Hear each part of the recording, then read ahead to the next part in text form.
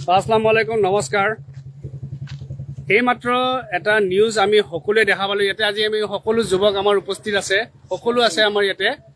আৰু আমি এটা বস্তু দৃষ্টিগোচৰ হ'ল, নিউজত দেখা পালোঁ য'ত আজি আমাৰ কলিমাক আচলতে হাত দিছে। আজি কিছু একাংশ যুৱকে মানে আমি নিউজত দেখা পালোঁ য'ত তেখেতসকলে কৈ আছে কি এইটো বোলে আৰবিক ভাষাত কি লিখা আছে। তো দোকানীটোৱে ক'লে কি এইটো এটা কলিমা লিখা আছে, এইটো লা ইলাহা ইল্লাল্লাহু মুহাম্মাদুৰ ৰাছুলুল্লাহ। তেখেতসকলে কৈছে কি এইটো কলিমা হয়, আমাৰ ধৰ্ম কলিমাত লিখা আছে। তেতিয়া সেইখিনি যুৱক, মোৰ সম্ভৱ এইখিনি ক'ৰ হয় নাজানো, কিন্তু আমাৰ অসমৰে হয়, আমাৰ অসমৰ ভিতৰৰে হয়। তেখেতসকলে কৈছে কি এইখিনি আৰবিত কেনেকৈ লিখিবলৈ পাৰিব, এইখিনি অসমীয়াত কিয় লিখা নাই। তো বিভিন্ন কথাৰে তেখেতসকলে কথা কৈছে। তো সেইকাৰণে আজি আমি গোটেইখিনি যুৱক আমি এটা লগ হৈছোঁ, আৰু লগ হৈ কিনে আমি এইটো কথাই ভাবিছোঁ কি এতিয়া বহুত এটা বেয়া পৰিৱেশ হৈছে অসমত। লগাত কৰি বেছি পৰিৱেশ এটা বেয়া কৰিবলৈ গৈছে, য'ত ধৰ্ম নামত, জাতি নামত, ভাষা নামত লগাবলৈ চেষ্টা কৰি আছে।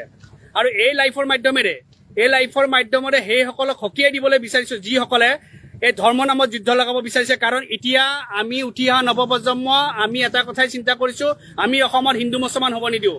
আৰু যি দল সংগঠনৰ নেতৃত্বত সেই দোকানখনত যাই কেনে আমাৰ কলিমাক আচলতে যিখিনি তেখেতসকলে অপমান কৰি কেনে ক'লে, ইছলাম ধৰ্মক লৈ কেনে অপমানজনক কথা ক'লে, তেখেতসকলে কলিমাক অসমীয়া ভাষাত লিখিব লাগিব, কিবা ভাষাত লিখিব লাগিব কথা হ'লে তেখেতসকলে স্পষ্ট ভাষাৰে সকীয়াই দিব বিচাৰিছোঁ। ধৰ্মত যেন তেখেতসকলে যেন টাৰ্গেট নকৰে।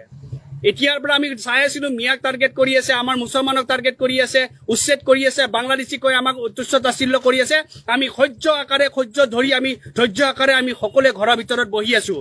কিন্তু তাৰ মানে এইটো নহয় যে আমাৰ কলিমাক কোনোবাই তুচ্ছ তাচ্ছিল্য কৰিব আৰু আমি চুপচাপ বহি থাকিম।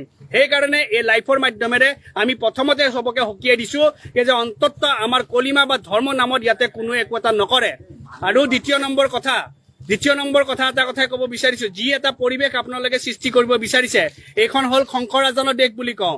ইয়াতে আপোনালোকে যি পৰিৱেশ চেষ্টা কৰিব বিচাৰিছে, এতিয়াৰ পৰা আমি স্পষ্ট ভাষাৰে আমি সকলো ইয়াতে যুৱক আজি সেইবিলাক লৈ আলোচনা কৰিছোঁ। ইয়াতে থকা প্ৰতিজন যুৱকে যে আমি এতিয়াৰ পৰা সকলোৱে থিয় হ'ম যে অসমত আমি হিন্দু মুছলমান হ'ব নিদিওঁ। অসমত আমি কিন্তু আৰু কোনো ধৰণৰ জাতিক লৈ কেনে যুদ্ধ লাগিব নিদিওঁ, কোনো ভাষাৰ লগত যুদ্ধ লাগিব নিদিওঁ। আজি দোকানখনত লা ইলাহা ইল্লাল্লাহু মুহাম্মাদুৰ ৰাছুলুল্লাহ বুলি কলিমা লিখিছে। আজি কিছুমান আমাৰ বেলেগ ধৰ্মী মানুহে, হিন্দু মানুহে আজি তাতে সংস্কৃত ভাষাত তেখেতসকলৰ কিবা লিখে, আজি দেৱী দেৱতাসকলৰ ফটো ৰাখে। এতিয়া কি কোনোবাই ক'বলৈ গৈছে নেকি, কোনোবা মুছলমানে ক'ব গৈছে নেকি কিয় ইয়াতে তোমালোকে দেৱী দেৱতাৰ ফটো ৰাখিবা, কিয় ইয়াতে সংস্কৃতত তোমালোকে কিবা ৰাখিবা? কোনেতো ক'বলৈ যোৱা নাই। যেতিয়া আমাৰ কাকোকে আমি তুচ্ছ তাচ্ছিল্য কৰা নাই, কাৰো ধৰ্মক যেতিয়া আমি টাৰ্গেট কৰা নাই, আমাৰ ইছলাম ধৰ্মক টাৰ্গেট কৰা অধিকাৰ কোনে দিছে? সেইকাৰণে একদম বাৰম্বাৰ এটা কথাই কৈ দিব বিচাৰিছোঁ, স্পষ্ট ভাষাৰে আজি এই লাইভৰ মাধ্যমেৰে কৰি দিব বিচাৰিছোঁ যে বাংলাদেশী, উচ্ছেদ, মিয়া এইবিলাক কৈ কেনে আমাক তুচ্ছ তাচ্ছিল্য কৰি আছে, আমি সহ্য কৰি আছোঁ। কিন্তু আমাৰ ধৰ্ম, আমাৰ কলিমা, আমাৰ কোৰাণ, আমাৰ নবী, আমাৰ আল্লাহৰ নামত যদি আপোনালোকে যদি এই ধৰ্ম এই চেষ্টা কৰে, আমাক যদি অপমান কৰাৰ চেষ্টা কৰে, কিন্তু তাৰে কিন্তু প্ৰত্যুত্তৰ আমি আইনৰ মজিয়া দি আৰু গণতান্ত্ৰিক মজিয়া দি কিন্তু দিম। একদম স্পষ্ট ভাষাৰে কৈছোঁ। কিবা ক'ব? তিনচুকীয়া ন?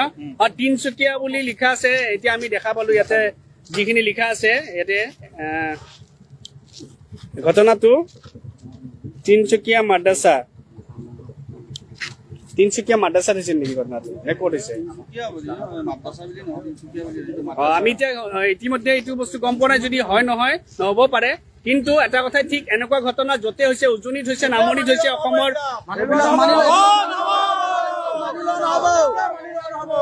একদম স্পষ্ট ভাষা। আমি এটা কথাই কৈছো কি এইবিলাক বস্তু কৰিলে আমি কিন্তু বহি নাথাকো। আমি আইনী হিচাপে আমি ব্যৱস্থা ল'ম। সেয়া যোন সংগঠনে হওক, আমি গণতান্ত্ৰিক হিচাপে প্ৰতিবাদ কৰিবলৈ আমাক কিন্তু বাধ্য কৰি নল'ব, আমাক ৰাজপথত আহিবলৈ বাধ্য নকৰিব। সেইকাৰণে কৈছো কি এইখন অসম শংকৰাজানৰ দেশ, এইখন অসম আমাৰ সকলোৰে হয়, ইয়াত মিলা প্ৰীতিৰে থাকক, সকলোৱে ভালে থাকক, সেইটোৱে ক'লো। আৰু দ্বিতীয়বাৰ আমাৰ মাজত কোনোৱে যুদ্ধ লগাব চেষ্টা নকৰিব। আমাৰো গাত বাঘ হাজোৰা তেজ আছে, গতিকে আমিও বহুত কোচ কৰিব পাৰোঁ, কিন্তু আমি শান্তিটো বিচাৰোঁ আৰু আমি সদায় শান্তিত থকাটোৱে বিচাৰোঁ। আৰু আমি ইটানলৈকে আমি শান্তিতে থাকিব বিচাৰিছোঁ। গোটাই ৰাইজক হওক, যিমান মানে আমাৰ অসমত মানুহ আছে, ভাৰতবৰ্ষত মানুহ আছে, আমি শান্তিত থকা বনবাস কৰাটো আমি বিচাৰোঁ। গতিকে আপোনালোকে এনেকুৱা বিভিন্ন ভাষা, এনেকুৱা মুছলমানক টাৰ্গেট কৰি অত্যাচাৰ কৰা, আপোনালোকে এইবিলাক এৰি দিয়ক। আৰু আমাৰ গাত ইটানো বাঘ হাজৰিকাৰ তেজ গাত আছে, আমাৰ তাতে খুন আছে। জয় আই অসম, জয় আই অসম, জয় আই অসম, জয় আই অসম।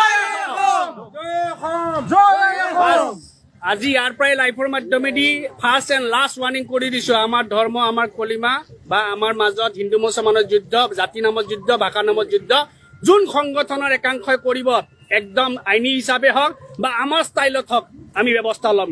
একদম চিধা চিধি কথা। জয় অসম।